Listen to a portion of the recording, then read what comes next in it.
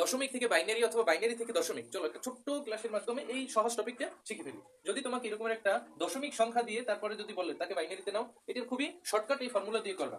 এইটা তোমরা জানো যে 1 এর ডাবল কত 2, তার ডাবল কত 4, এর ডাবল 8, 16, 32, এরকম যদি যত সংখ্যা যদি অনেক বড় এখানে এই পর্যন্তই হয়ে যাবে। দেখো এখন 21 লিখতে কোন কয়টা সংখ্যা লাগে?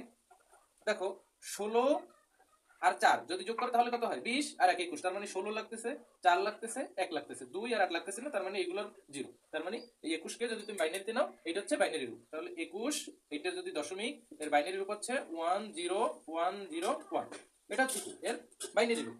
এখন তোমাকে যদি আবার এই রকমের এই সংখ্যাটা দিয়েই যদি বলতো যে 1 0 1 0 1, এটা আছে কি বাইনারিতে, এটাকে তুমি দশমিকে নাও, তখন কেমনে নিতা?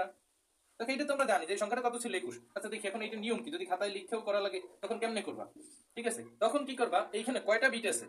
5টা বিট আছে। তাহলে এটাকে গুণ করা শুরু করবা। এর বেস কত? দেখো এটা বাইনারিতে আছে না, দশমিকে নেব। তাহলে আগে লেখো এখানে 1, এটার বেস কত 2, গুণ দাও 2।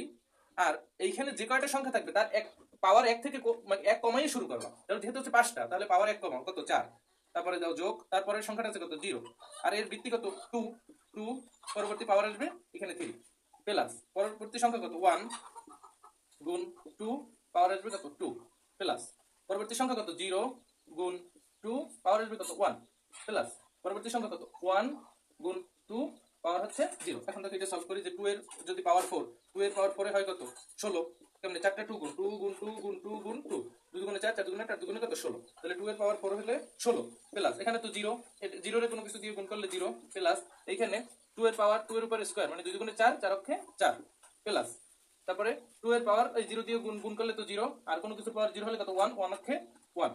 তাহলে দেখো এটা যোগ করলে তাহলে কত 16 আর 4 20 আর 1 21। তাহলে দেখো আমরা এইমাত্র কি করছিলাম, 21 কে বাইনারিতে নিছিলাম। এখন দেখো এই যে বাইনারি যে মানটা পাইছিলাম ওইটাকে যদি আমরা এইভাবে আবার এটাকেও দশমিকে নিতে পারি, তাহলে 1 0 1 0 1, এইটার দশমিক রূপ হচ্ছে 21।